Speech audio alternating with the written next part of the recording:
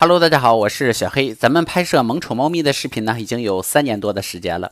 在这个过程当中呢，陆陆续续有小伙伴问小黑如何饲养一只属于自己的小猫咪。那么今天呢，小黑就来跟小伙伴们分享一些自己的养猫心得。那在咱们的节目正式开始之前呢，小黑想先做一个统计，因为咱们呢有很多小伙伴是云养猫的小伙伴。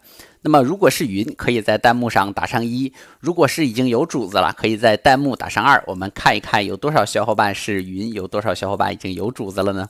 首先呢，就是养什么猫。小黑个人呢，建议没有养过猫咪的小伙伴优先考虑本土狸花猫。为什么呢？因为狸花猫作为咱们的本土猫，身体素质各方面要优于品种猫。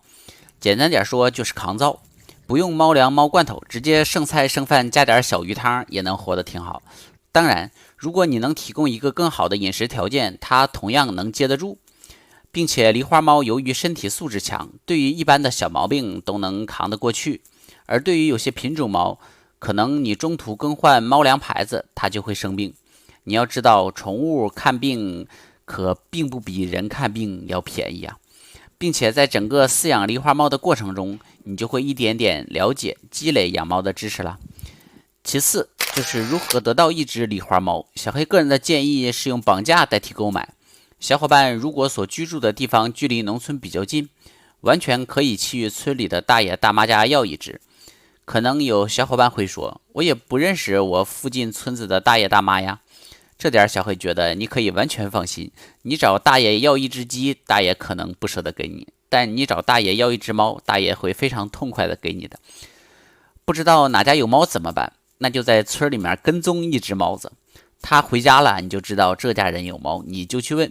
即使他家的猫是公猫，正常来讲他也会知道谁家有母猫，因为村里的猫大都是互相赠予的，所以抓住一只你就能发现一串。等你去拿小猫的时间，给大爷大妈带个西瓜，人家就会很开心了。当然有些地方的风俗可能是给一袋白糖或者其他的，小伙伴可以根据自己当地的风俗习惯来。那如果去农村不太方便，小伙伴就在周边的小区物色一只，毕竟小区里的小猫咪也还是有挺多的。以上2点呢，就是小黑想要分享给咱们想要养猫的小伙伴的。当然，其实所有的养猫知识都包含有一个大的前提，就是不抛弃。不要因为自己中途搬家而抛弃小猫咪，毕竟你可是它的全部呀。那么小黑相信，只要咱们的小伙伴能够做好这个心理建设，你就定能养出一只属于自己的小猫咪。而宠物猫由于颜值非常高，性格温和，可能咱们有些小伙伴就比较吃这一口。那等你能够熟练的照顾一只狸花猫后，小黑相信你在接手一只宠物猫就更能得心应手、轻车熟路了。